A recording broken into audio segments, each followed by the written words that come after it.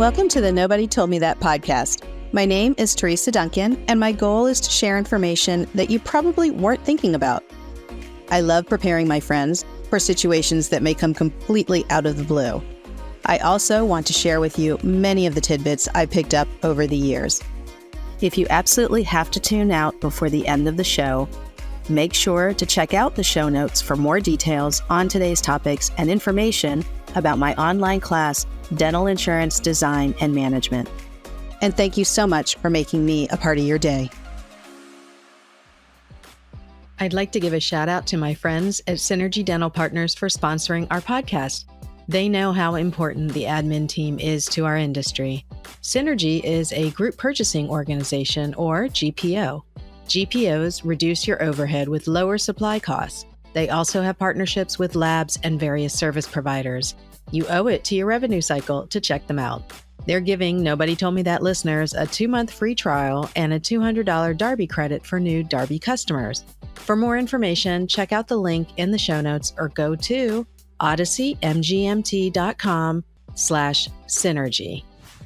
Welcome back to another episode of Nobody Told Me That. And I've got a repeat guest who, not just a repeat guest, but like one of my dear friends. We're practically related in a way too. So Dayna Johnson with Novonee. Welcome, Dayna. Yeah, you're like my road sister, like Exactly. We see each other so much on the road, and it's always good to go out for drinks and dinner and see each other at receptions, and we're just sisters that live on opposite ends of the country. I know, you're in outdoorsy Denver and I'm here in the DC swamp. So, but so let me just preface too that when we get together, a lot of times it's not just like, oh, how's the family? How's that? It is usually what's going on in your offices and what's going on with insurance and what's going on here.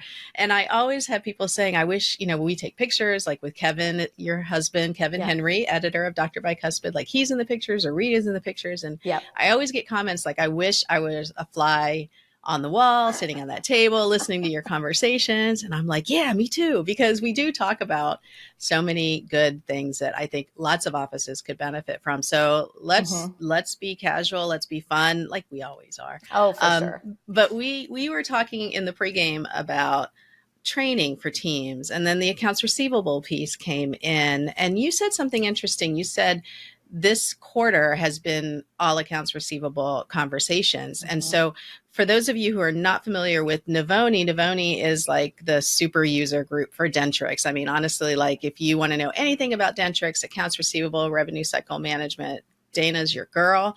The membership, such a crazy value for what you get, lots of trainings, lots of time with her, but she spends a lot of time in office. You spend a lot of time talking with offices and teams.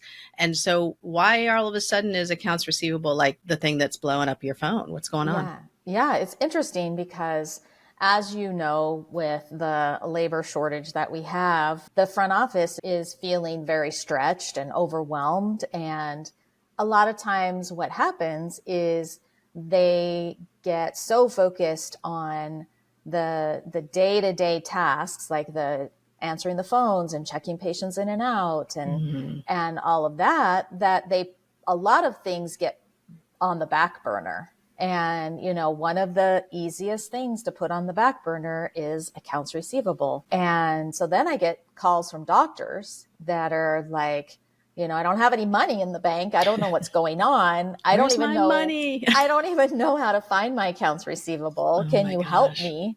And, or, they lose their office manager, and now the doctor is all of a sudden thrown into posting payments and making, figuring out what to do with accounts receivable. And so I've had a lot of that this year. Wow. I mean, it's been just, like you said, blowing up my phone like crazy. And so I've been talking about accounts receivable a lot because if you don't collect what you produce, you can't make payroll, Yeah. And that's important because so there's payroll. You got to keep the doors open. I mean, for those of you who are newer, I always want to make sure that the newer listeners who are in newer dentistry, that we don't throw around a whole bunch of like KPIs and all that kind of stuff. Yeah. So key performance indicators. But one thing that we talk about a lot is the BAM, the bare minimum, the bottom line. So Yeah. that number is how much it takes to actually turn on the lights in your office, walk through the doors. That's your payroll, your rent, mortgage, taxes, whatever, how Yep. much you need per month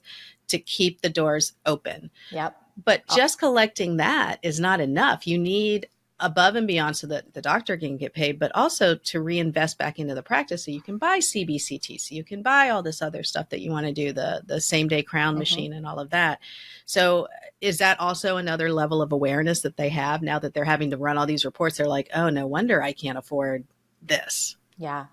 Well, and I think the doctors understand that, but what I really see is that the doctors have a really hard time sharing numbers with the team. Interesting. I go into practices, and we're doing a full day workshop, and I get really honest with them. I'm open, honest, and transparent. And I say, listen, I said, even though we are in the healthcare industry, we are a oral health physician clinic. We are a healthcare facility. Mm-hmm. But even though we're in healthcare, we are also a profitable business. And I'm talking to the team members. I'm saying, you have to understand that your raises, your new scrubs, your CE credits, if you want to go to a conference, if you want that gym membership paid for by the doctor, if you want medical benefits, all of that is paid for out of the profitability of the practice. Yeah.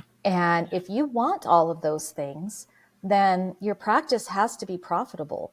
And if we're not producing and collecting what we're producing, you're not going to get any of that. Sure. So it's like, stop asking for raises if the practice is not profitable, because it's just not going to happen. And so I think a lot of it has to do with just the fact that a lot of times doctors don't know how to talk to their teams about numbers, our KPIs, and the profitability of the practice. They get really nervous and they shy away from doing that. And I wish that more doctors would be more open, honest, and transparent about that, because, I always use a sports analogy. Kevin and I are huge sports fans, so we love football. And so we always use a football analogy where the quarterback knows how much time is left in the game, what the score is, what do I need to do to win this game? And if the team doesn't know how much time is still left on the clock and what we need to do to win, it's not going to happen. Yeah, like if you're in week 3 of the month and you're not even halfway to your goals, like you got to kick it up a notch, Exactly. At that point. So, I mean, at that point, it's not even like we need to make huge gazillions of dollars. We need to keep the doors open, like if we're that far behind. So it's good to know that. It's funny.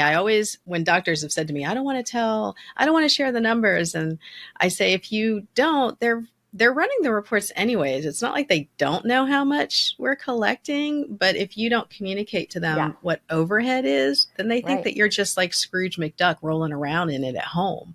You have to let them know what the overhead is and what the costs are. And I think I don't know, I almost feel bad for our people who are working in offices like that, because that keeps their business knowledge down to a minimum. There's not a lot of growth for somebody like that in an office that won't share. Agreed. Yeah. Team members, they want to feel like stakeholders in the practice. They want to feel like they are on the board of directors. Yeah. And, they don't want to just be an employee that walks in and goes home every day. Most team members want that team development. They want those growth opportunities, like you were just saying. They want that. And if they don't get those opportunities, they'll go looking elsewhere for it. Yeah, that's actually anecdotally. I had a girl who was trying to ask for a raise, and she said, I can never ask for a raise because we just barely make goal every year. And I said, why is that? And it was a lot of the more she explained, it was the doctor not wanting to move forward with technology, not wanting to invest. And I said, if you stay at this place, you're never going to get it. And it was a hard thing for her to hear, but there was no way they were going to ever turn a profit if they continued. Okay, so tactically, you go in, you run the numbers, you Yeah. see the numbers and everything. What's the first thing that you have to roll up your sleeves and dive into usually? Yeah. Well, when I look at numbers, there's about five really key numbers that I look at. Mm-hmm. And I don't get into the weeds too much. I like to look at things in a more of a 37,000 foot view. And, so when we're talking about accounts receivable, there's probably about three numbers just in accounts receivable that I look at. I want to Okay. see the accounts receivable ratio, which Okay. is the comparison between what's sitting on the books divided by the total production per month. So it gives me a ratio. Mm-hmm. And so, we want our accounts receivable ratio to be, less than a month's worth of production, Mm-hmm. so, and that's just kind of industry standard. Now, some Sure. offices will run a little bit lower, some will run a little bit higher. But if your ratio is over 2, then you have more than 2 months worth of production on the books, which is a Yeah. lot of money. That's a Yeah. lot of money. Probably the most important number I look at when it comes to accounts receivable is the accounts receivable that's sitting on the books that's more than 90 days past due. For sure. Yeah. For sure. And it's shocking to me how much money we have sitting on the books that's over 90 days past due. Yeah. Because I talk a lot about how important it is to collect on the day of service. Mm-hmm. And that's Mm-hmm. where really the entire team gets involved, is collecting on the day of service, because your money is worth 100% of its value today. Right. But if you let it go even 30 days past due, the value of that money has already gone down by about 15%.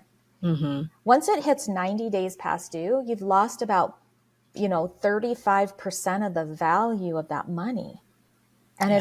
it's crazy how much we let that money go, just sit on the books. So it's not having collections procedures? Is it secondary insurance? Is it just nobody paid attention to insurance? I mean, is it a mix of all of it? Am I missing I know, anything? all the above. Moon wasn't in Saturn or Gemini. Exactly. I don't know, whatever. Yeah, exactly. I think it's just a really big mix. A lot of times, so often, still to this day, so many practices just don't collect on the day of service. Mm-hmm. It's always like, we'll just wait until your insurance pays, and then we'll send you a billing statement. And it's like, Yeah. Stop doing that. That is, I know.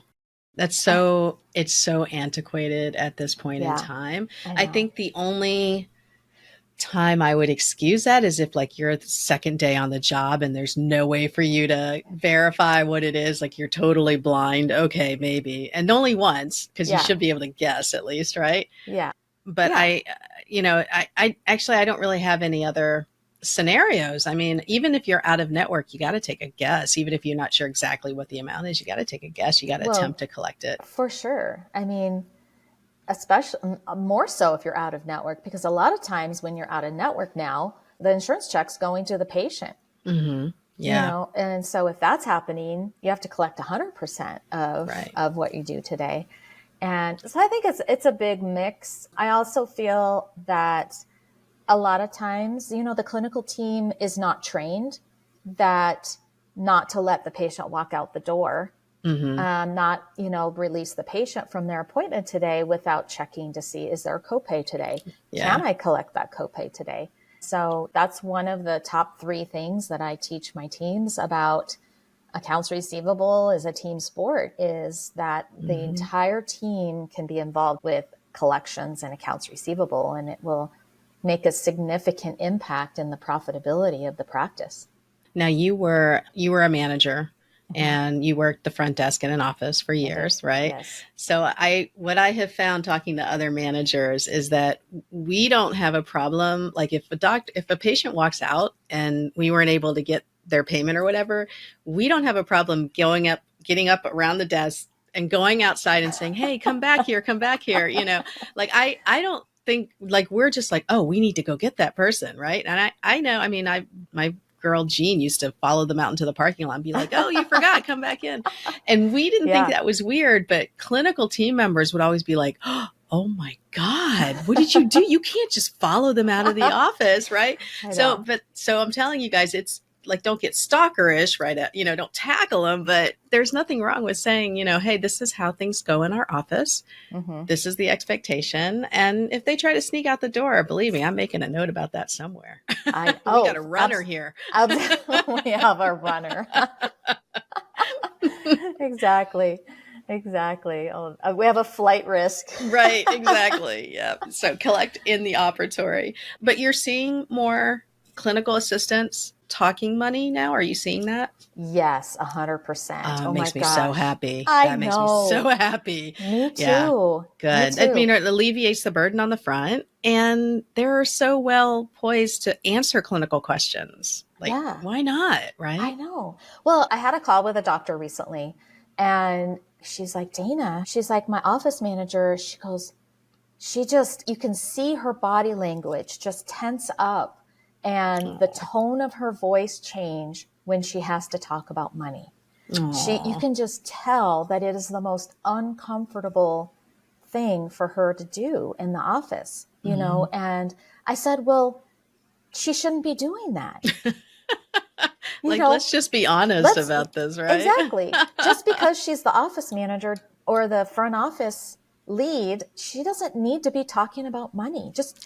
Let's take that away from her. Let's make her a little bit more happy. Let's give her some joy in her life. For sure. And I said, okay. So then we started talking about, I said, so how do you feel about your clinical assistants talking about money? She goes, oh my gosh, I think they'd be fantastic. Nice. And I said, because I've been in 2 offices just this year where the clinical assistants and the hygienist, not so much the hygienist, but a lot of times the clinical assistants are preparing the treatment plan, sending it to the printer, presenting it to the patient, talking about the payment options, and scheduling. And it's this beautiful choreographed dance that they're doing. That's awesome. I know. And I'm like, we get stuck in our old ways that all the money has to be talked about at the front desk. And I'm like, we can do whatever we want to do.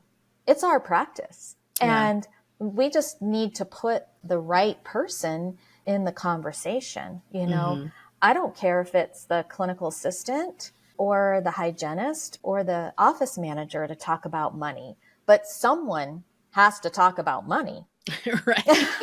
They're not getting out of here with that conversation. They are not getting, my rule, whenever I'm working with an office, and sometimes offices think that this is like super too strict. And I'm like, I don't care. I don't back down on this. Nobody gets on my schedule without a financial conversation. Fantastic. We never scheduled the crown prep or the fillings or anything that required a copay. Nothing got on the schedule without a financial arrangement. And it's weird that would come across as strict. Like, I feel like, from taking it from the customer point of view, like, I expect that. Like, I feel better if you're giving me a heads up. I don't want to come in and you're going to pull some number out of the sky and now all of a sudden it's 2,000 instead of whatever I thought it was going to be. I just feel like that's good customer service. Yeah, absolutely. I mean, it's like, you don't purchase a flight to go on vacation without knowing how much you're going to pay. Right. Can you imagine just show up at the airport and whatever the going rate is that day is what we're going to pay? Yeah. No way.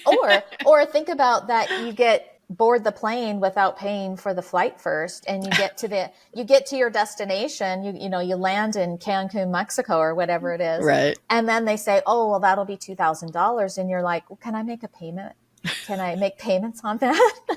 They're like, no, back to Seattle. Yeah. I don't know. It's and I don't want to compare our dental practices to shopping, but you have to remember that dentistry is competing for, discretionary income. Sure. Well, a patient is a consumer. I mean, there's no getting around that anymore, I don't think. So, yeah, and I think they were, even when you and I were managing in the office, yes, they still were, but it was just very different. Like, insurance wasn't driving a lot of conversations, and dentists were so entrenched in the community. Your dentist that you worked for was well known in the community. Mine was well known. Yeah. So, like, it wasn't just, there was a relationship there, which is harder to build, I think, nowadays. Yeah. And I think it's just also learning what the patient drivers, what are their motivators. Mm-hmm. And I've been learning that over my 30-year dental career is what motivates people's behavior, what motivates people's buying behavior. And How does that go over in training, though? How does that go over in training? Because what I remember when we first had our training and we were talking about, we were going to do disc profiles on the patients and all that. And I was like, I have so much to do. And now I have to profile the patients, like, really? And I mean, it worked out. I mean, it was easier than I thought, but what's the response to something like that? I mean, is it intuitive already or what? I think it is kind of intuitive already. I think people are already kind of in tune with, just things people say. I think it's important to listen to what your patients are saying, as far as if they are wanting to do, say, ortho, like in a lot of our offices are doing Invisalign, or ortho clear aligners these days. And, it's like, what motivates them? Do they want straight teeth for their daughter's wedding that's coming up? Or is it that they just want more straight teeth just, for themselves? Maybe it's function. So I think a lot of times it's just listening to what our patients are telling us. And so you can kind of tell if patients are more, self-absorbed, they want that vanity purchase, or if it's more of a functional, or, things like that. I think a lot of offices are pretty in tune already with patient buying behavior, but that's what we have to kind of look for, and it's important. But getting the financial arrangement is just the most important. How are patients going to pay on the day of service? And also just maybe, making sure that the patient understands that their payment is due on the day of service. Right. Or even before. I mean, if they want to do a deposit. So, absolutely. So you said the ratio, you said the amount over 90 days. Was there another metric that you look at? And with collections, just the total collection, the adjusted collection rate. Of course, 98% is still the gold standard. And, so we want to see that above 98%. But that's still important. So what I've been talking about a lot in classes is shortening up our cycle. So instead of like 90 days, I'm trying to push it down, only because our claims are going out. So it's not 30 days because, that's, we're kind of old school. It was 30 days to send the claim and maybe hear something, like that was the routine. And then it was another 30 days to attempt to collect from the patient. So we were already, at 60 days out, and then 90 days, they were really late. Oh, yeah. But now, like, we're doing, usually 10 to 15 day turnaround from statements. Like, you got no longer is it 30 days to pay your bill, right? Like, we're trying to shorten that down. So I'm talking in classes about even shortening down that 90 day and treating your 60 days as the 90 days. Yeah. And it's really wild to see I've taught this twice already this year, and the class divide is very interesting. Yeah. Half the class is like, yes, let's do it. And the other half is like, that's too aggressive. And which is fine. I don't know their office. They know their office better. I'm just asking for them to think about it. But I'm hoping that we can get to a more shortened revenue cycle. Do you know any offices that don't even go to 90 days? They're just like, 90 days. Psh, what's that?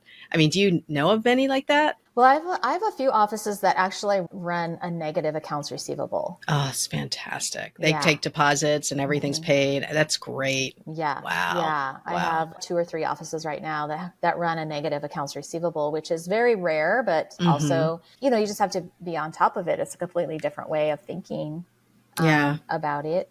And I agree with you that we should definitely be more on a 60-day cycle. So what I teach is that, we're following up on unpaid insurance claims still at the 30-day mark. That would be where you still are looking, okay, is it unpaid? I need to reach out to the insurance company and find out where this payment is. Sure. Yes, we should be getting paid within 10 to 15 days.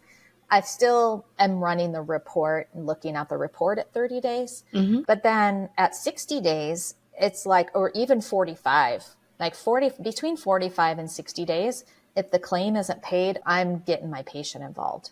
Yeah, for And sure. I like I'm that. reaching out to my patient and I'm saying, your insurance company hasn't paid on this. I've already reached Hmm. out to them once. Here's their number, or you need to reach out to your HR department and give us some help, because at 60 days, this account balance now belongs to you.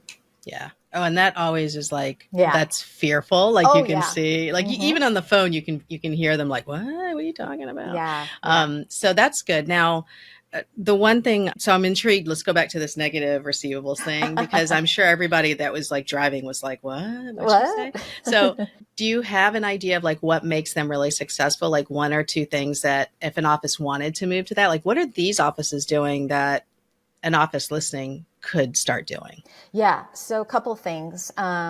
First of all, I've seen a lot of offices that take a reservation fee or a reservation deposit. Okay. So you don't even get an appointment unless you give us a deposit. Okay. And they call it most offices will call it a reservation fee or a reservation reservation fee.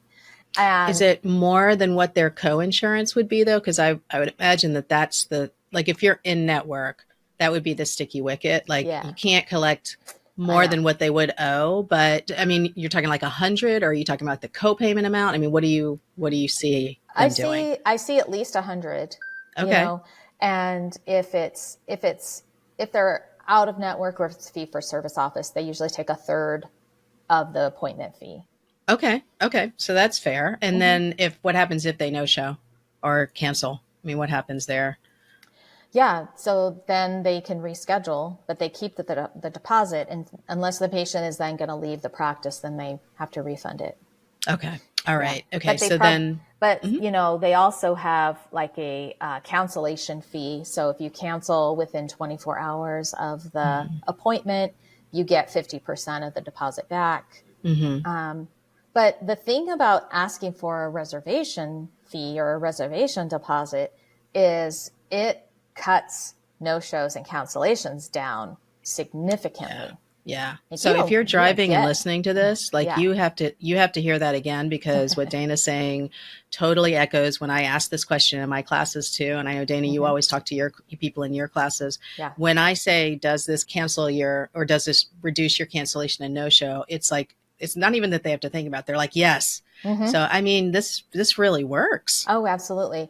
So a lot of offices will ask me about what's your viewpoint on a no-show fee. I'm not a big fan of having a fee Hmm. if they no-show, Yeah. because it doesn't change the behavior. Exactly. It's just I used to be a big fan, like, because I would be like, oh, let me charge you this. But you're right. It doesn't no, change anything. no, Yeah. it doesn't change anything, and then they're just mad, you know, because Right. then it's like, now you have a flight risk, like we Right. talked about earlier. Now you got to go chase them down for this Right. money. You charged them $50 for a no show. And now you've got $50 sitting on your accounts receivable and you're never going to get it. And now the Yeah. patient's mad, Hmm. and, so I like having the patient prepay Yeah. for their appointment. Now they're vested.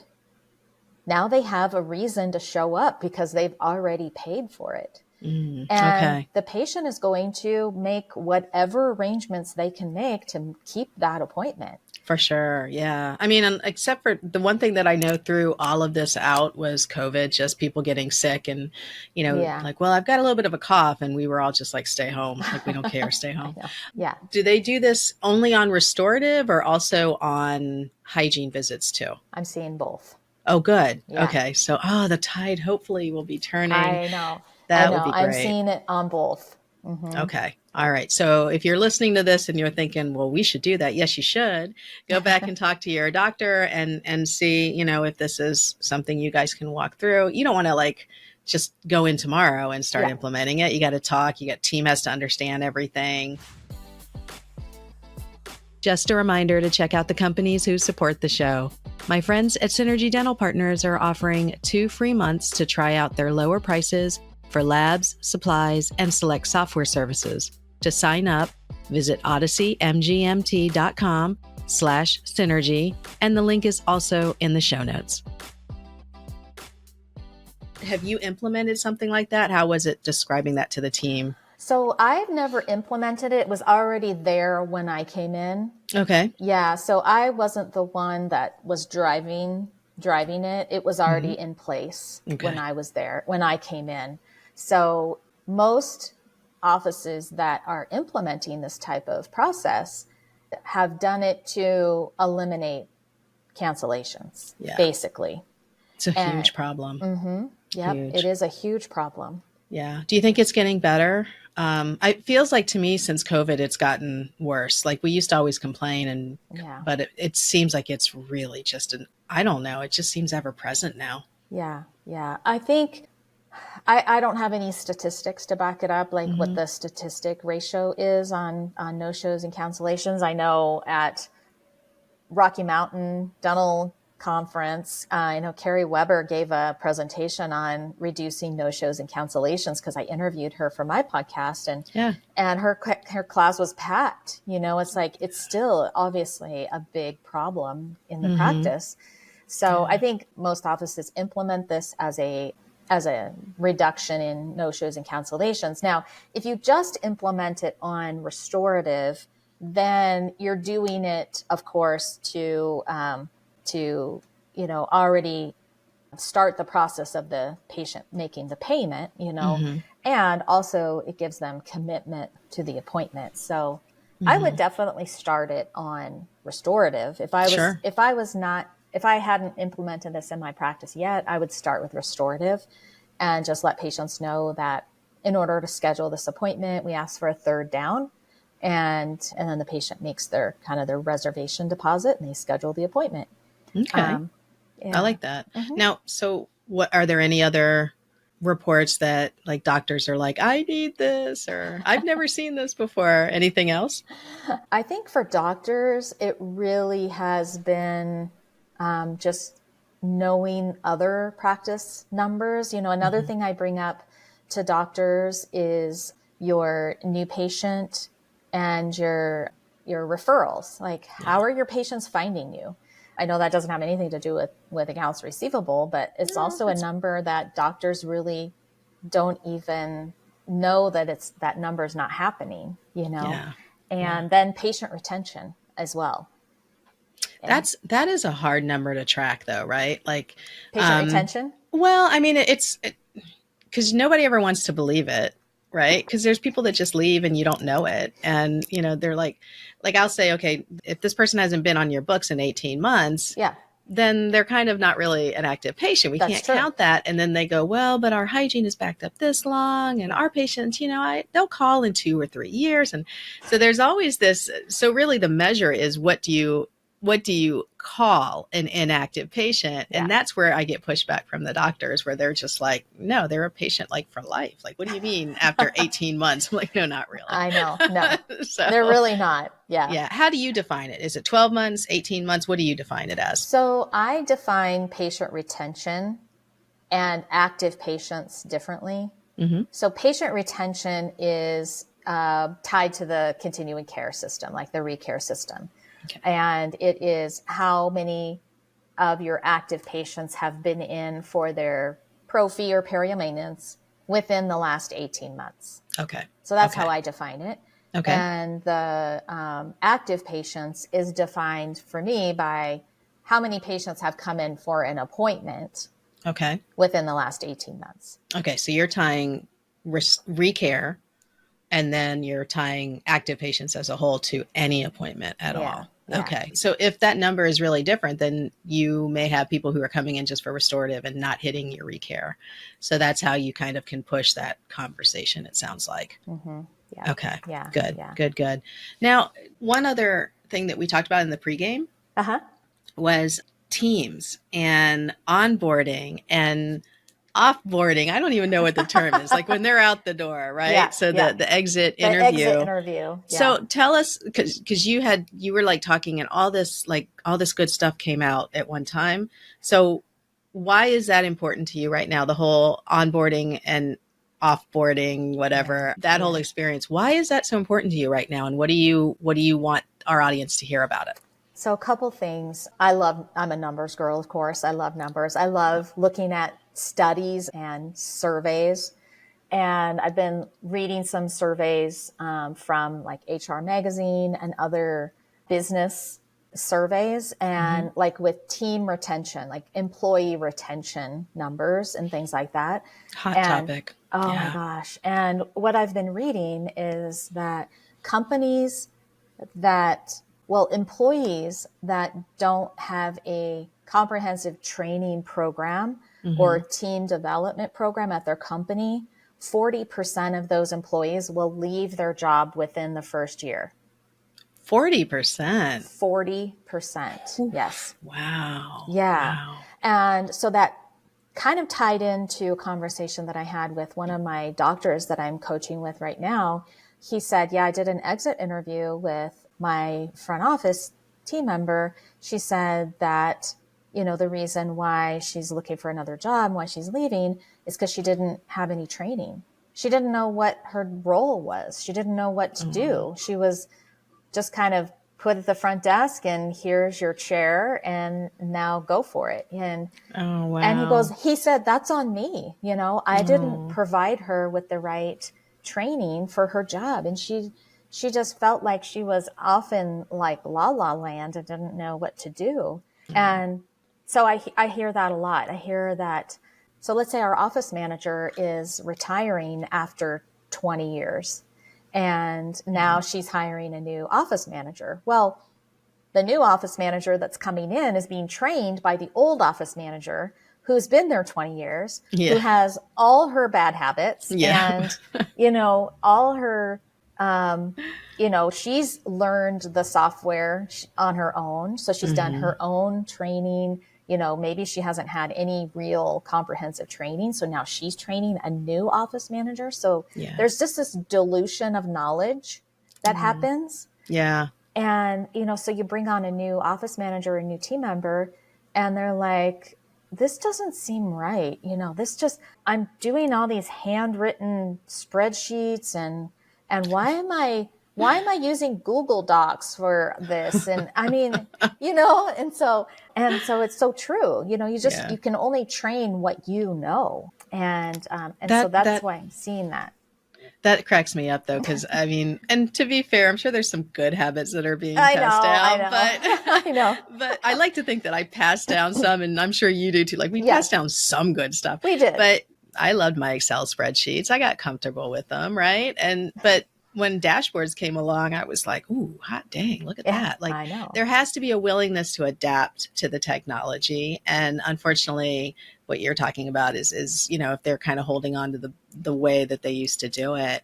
But the software training issue, I still am surprised at how resistant offices are to invest in software training. So they'll send you to an insurance class. They'll send you to a scheduling institute or a scheduling academy. They'll send you to whatever, but then they come home and they're still like, you know, half stepping it on the software. So like, I know it's changing because we're seeing a proliferation of people that are saying, I'm a Dentrix trainer and I'm an EagleSoft trainer, which is great. Although you always get my vote, you know that. But there's a lot more people out there that are doing that. So there's a market for it. But back in the day when you and I were managing, like hiring a Dentrix trainer was like, why are we hiring a Dentrix trainer? Yeah. So it's very different now. Are you feeling like that's another area that they are aware that they have to spend money on? Or are they calling you because they're like, okay, it's time I spend money on this? Like when are they calling you? Yeah. They're calling me when they feel like they have like they're at their end of their rope. You know, geez. It's somebody that has like finally hit rock bottom. Oh, and then they finally reach out to me and I'm like, why didn't you reach out to me sooner? And you learn all these systems, but you don't know what to do with the keystrokes and the clicks and stuff. So it's like, man, that's like the last mile like that. If you could master that, I don't know. I'm so glad you guys exist for this. Well, and you too. I mean, I send so many of my team members to your insurance course. I mean, it's just so good. And well, thank you. But I also cannot teach them in the training, even through other modules. I have to be software agnostic because Right. everybody's different. But yes. But here's the thing is I always say, please consult your manager, please consult your software trainer, because I can show them what to look at for adjustments and all of that, but I can't run the report. And if I say, yes, you need to check your adjustments for this time period, and they're like, I don't know how to do that. My training doesn't land. And that's not good for me either. So I think it's so essential to have software training, regular software training. What do you advise? I mean, do you have people that every year you go back to see them, every 2 years? What's your normal cadence?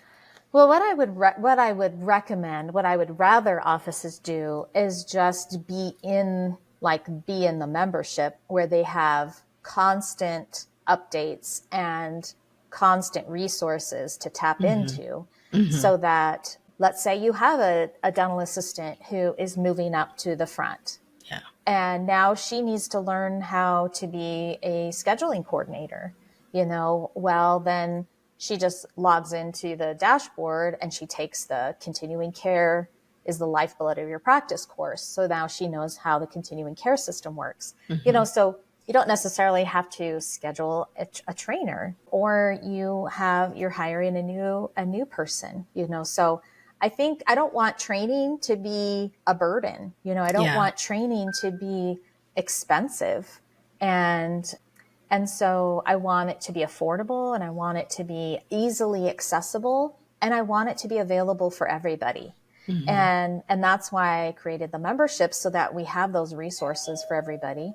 But then offices do have me come in and sit side by side with them for 3 days or so. That's a much bigger investment, and that's a bigger scheduling process, because, they have to have a day without patients. And so that I think is more like maybe every 3-year type of thing. Okay. That's reasonable. Yeah. I mean, that's totally reasonable. Yeah, exactly.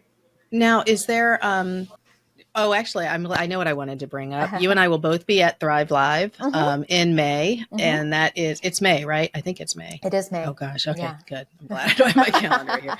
In Vegas at the Bellagio. I love the Bellagio. I know. So excited about that. I love the Bellagio. So if you need more Dentrix, you can you'll gobble up so much info. But it's not just Dentrix, because actually they asked me to not be software specific in my class. They actually said, don't worry about never say the word Dentrix, just teach AR. And so I said, cool. But I'm looking at the other classes, and I think I'm going to take a bunch of classes, because I'm seeing some good names on there. So I'm actually pretty excited. They really planned this one. It's good. I know. I've been going to that. So it used to be the Business of Dentistry, and then they transitioned it to Thrive Live 3 years ago. And, I've been to it every single year. You've taught at it almost every year, right? I think I've taught at it almost every year. Yeah. And this year I'm not teaching any of the Dentrix courses. No? You're teaching a different course? I am. What are you teaching? I'm teaching a course. It's called Hype versus Reality, the transition to new practice management software.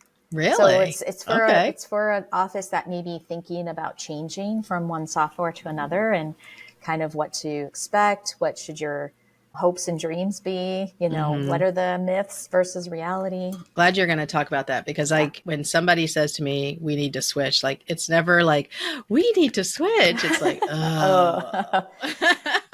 Yeah, because it's a disruption. It's just all new training and all that kind of. So I'm glad they're going to have you do that. Yeah. So if you guys are wanting to go to Vegas in May, you can come see us, and I'll be sitting in a bunch of classes. I'm actually excited. I don't get to take a lot of classes, so I'm actually really excited. It's true. Yeah. We don't get to take time out of our schedule very often to sit in on classes. So, and if you go to the ADOM meeting, you'll be there this year. Dayna's always at her booth. She always answers. You always have a ton of Dentrix users around you at the booth. So go and see her.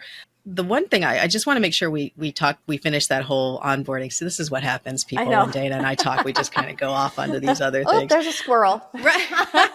Oh, I forgot to tell you. Yeah. I know.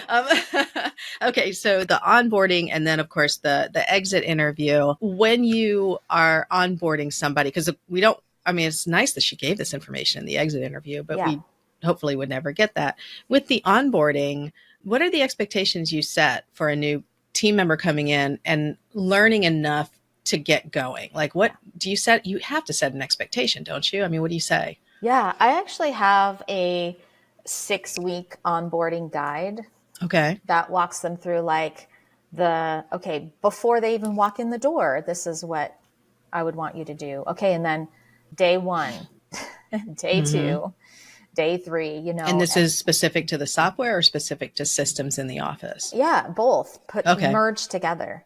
Okay. A lot of times what happens is, we hire a new dental assistant and we put them right into the chair. They go right into doing Yeah. dental assisting Yeah. or, whatever the clinical processes are. They never even sit in the front desk to see, like, what do they do at the front desk? I have no idea what they do.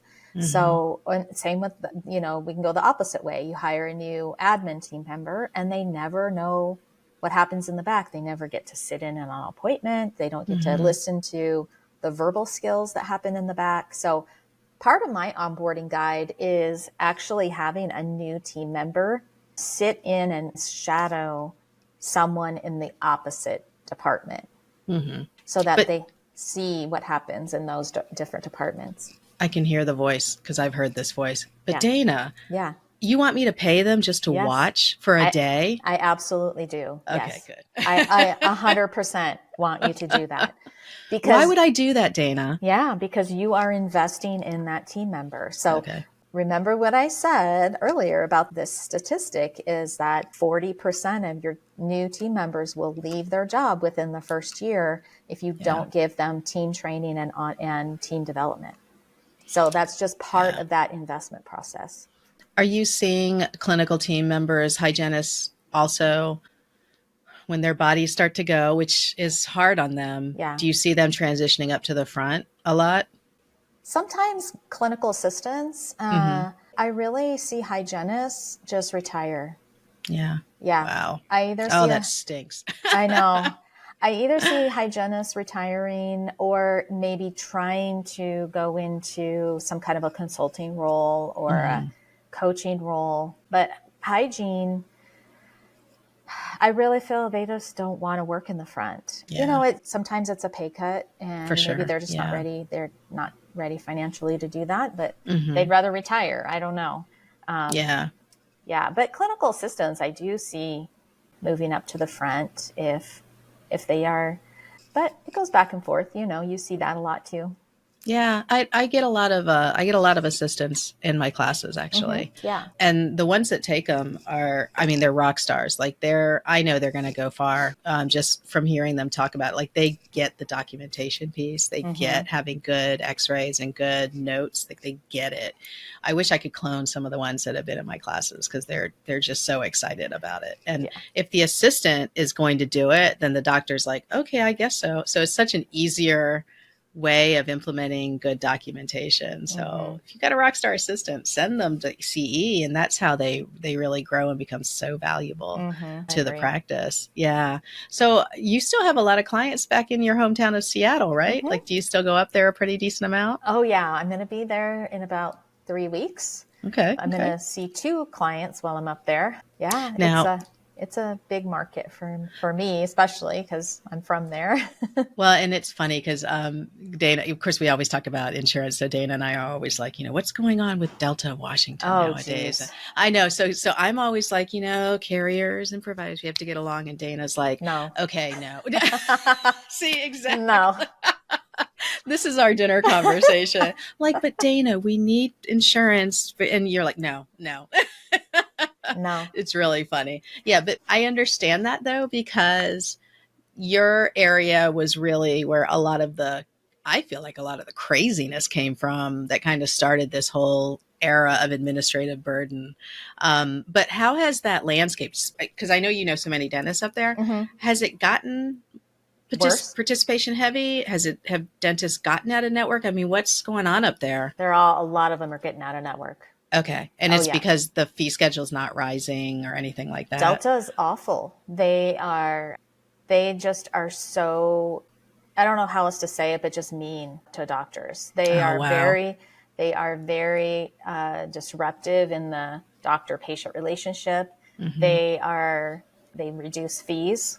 When I was in my own practice, I think it was 2008, I think it was, when Delta Dental Washington, well, it's Washington Dental Service up there, they slashed the fees for dentists by 15%. And the articles that Delta put in their newsletters and when they would talk to the press, Mm-hmm. what Delta would say is that, well, our dentists only work 4 days a week. Oh, They don't even work hard. And so wow. so Delta is so derogatory towards the dental practice. And the other thing that's really awful about Delta up in Washington is that they call themselves a nonprofit, but then their CEO and their board members are making like seven figures. And so, Yeah. it's a very awful situation up in Washington. So a lot of my doctors, in fact, the office that I worked in, for 18 years up there, he is thinking about going out of network with Delta. And so Okay. we're talking about that, how it's going to impact the practice. Mm-hmm. And I have had so many doctors go out of network up there. It's, Okay. yeah. Yeah. It seems, and it's funny because I know there's so many dentists in California, Mm-hmm. but doctors in California, I hear more from when I was going through, when we went through COVID, and whenever I get strategy calls, a lot of times it is doctors from California saying, okay, it's really bad here. So by these kind of conversations, I can hear where the pain is, Mm-hmm. like in which states. So I've always wondered, like, if you were in Delta, if you were in Virginia, or if you were in like Colorado or Kentucky, a Delta that wasn't quite Yeah. Washington Dental Service, would you be, have this feeling about them? It's kind of a joke that I make. I Like, I know. wonder if she would be like this if she were in a different state. But I get it, because Washington Dental Service, I remember being in Virginia and Mm-hmm. reading the news about everything that's happening over there. And even my boss was like, what the heck is going on over there? Yeah. How can they do that? You think they're going to do that here? And it put the rest of the country on alert. For sure. So, I mean, that you kind of were the canary in the coal mine, really. Yeah. There. So I get the feelings. I get it. But it is funny because we'll talk I know. sometime over dinner, Dayna will I be know. like, just get out of network. That's her answer. Well, It's so funny. well, it's like it has to be a very strategic process. Yeah. And, I think, yeah, I mean, in Washington State, it's always, I think I have a really bad taste in my mouth about Delta, Mm-hmm. so I don't get into, there's definitely not any love lost there for sure. But you also do work with a lot of offices that are PPO too. Oh So, I mean, yeah, it's pretty absolutely, unavoidable. 100%. Yeah. Yeah. I Okay. just try and be very unbiased and say, Mm-hmm. this is the game that they play. And if you're going to be PPO, you have to play the game. And Yeah. this is the game that we have to play. Yeah. You got to know your numbers. You got to know your profitability.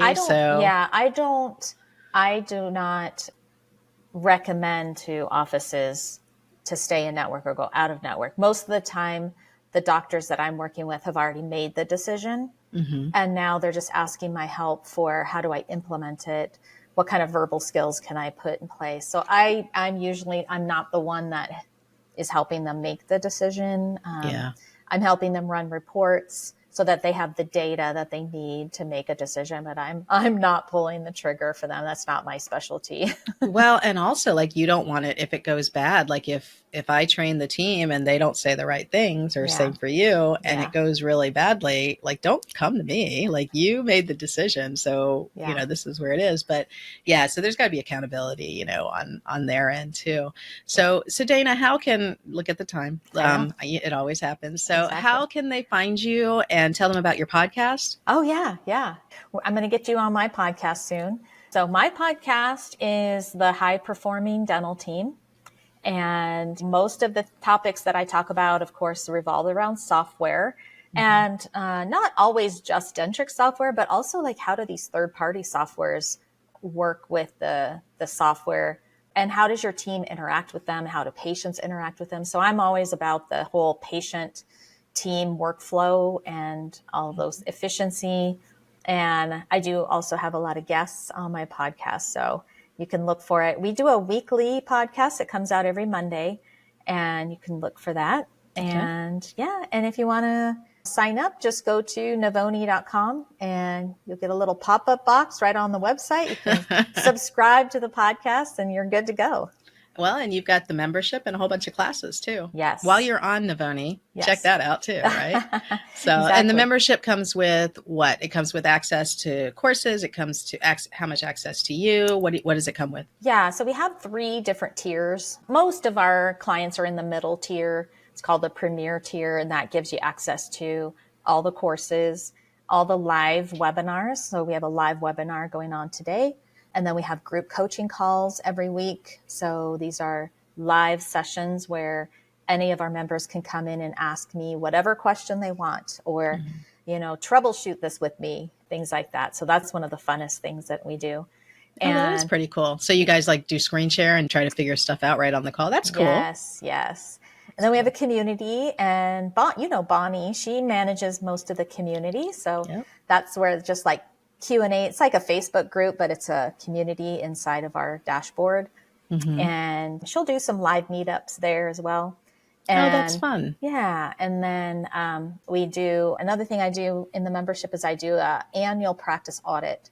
So I remote into your software and I look around and see, where you could make improvements with efficiency. And I look at your reports, I look at your numbers, and I see, I see where you could make some improvements with your systems and things like that. So that's also a big part of the membership. Wow, because people need that by itself too, right? So you join the membership, you get that. That's insane. That's great. Yeah. Okay. Yeah. Right. So we'll put links to the podcast, links to the membership in there, and then your events page. I'm sure you keep updated with where people can find you and stuff. So definitely. Good. All right. Well, dear listeners, hopefully you know Dayna well enough where if you see her on the road at ADOM or at Thrive Live, you can go up and ask her all the questions. She's a lot of fun, one of my dear friends. So I'm always thankful for when you come on the show. Oh, thank you. Yeah, we always are like, we should do our podcast. And then months later, we're like, we need to do our podcast. I know. So I'm glad we finally got this going. Me too. Life gets and this was all me, the latest one, because she actually scheduled this in December, and then I had health issues, and then wait, we have it on that day. What? And then we had to move it. So finally, and then I had to move it. So I'm glad we finally connected. I know we can cross this off the list. Exactly. But dear listeners, as usual, I always thank you for spending time. Go check out Dayna and what she has to offer, and go see her if she's in your neighborhood. All right. I appreciate it. Thank you so much. All right. Take care. We're all super busy, so thank you for making time for me today. The show notes will have any links that we referenced in the episode. You can also find links for my book, events, and my online insurance course, Dental Insurance Design and Management. I speak often around the country on management and insurance issues. Come hang out with me in one of my classes. I promise you'll laugh and learn.